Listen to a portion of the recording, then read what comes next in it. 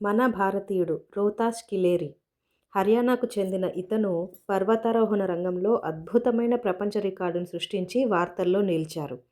జనవరి 21, 2026 రోజున యూరప్‌లోని అత్యంత ఎత్తైన మంచు శిఖరమైన మౌంట్ ఎల్బ్రస్ పైన ఆక్సిజన్ సాయం లేకుండా వరుసగా 24 గంటల పాటు ఉండి, అక్కడ గడిపి ప్రపంచ రికార్డు సృష్టించారు.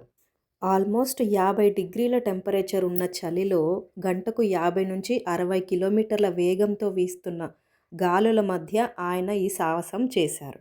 రోహ్తాస్ గిలేరి గారి ఇంకొన్ని విజయాల గురించి తెలుసుకుందాం.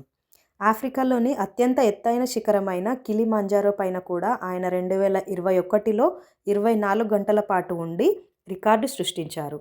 ఇంకా 2018లో ప్రపంచంలోనే ఎత్తైన శిఖరమైన మౌంట్ ఎవరెస్ట్‌ని కూడా ఆయన అధిరోహించారు. ఈ మౌంట్ ఎల్బ్రస్‌ను వేసవికాలంలో మరియు శీతాకాలంలో 2 కాలాల్లోనూ అధిరోహించిన మొదటి భారతీయుడిగా గుర్తింపు పొందారు. రోహ్తాస్ గిలేరి గారు హర్యానా రాష్ట్రంలోని హిసార్ జిల్లా మల్లాపూర్ గ్రామానికి చెందినవారు. ఆయన ఒక సామాన్య రైతు కుటుంబం నుంచి వచ్చి ఎన్నో ఆర్థిక ఇబ్బందులను అధిగమించి ఈ స్థాయికి చేరుకున్నారు. పర్వతారోహణలో ఆయన పట్టుదల ఎలాంటిదంటే, గతంలో జరిగిన ప్రమాదాల్లో ఆయన 2 వేళ్లను కోల్పోయినప్పటికీ ఏమాత్రం వెనకడుగు వేయకుండా తన లక్ష్యాలను చేరుకుంటున్నారు.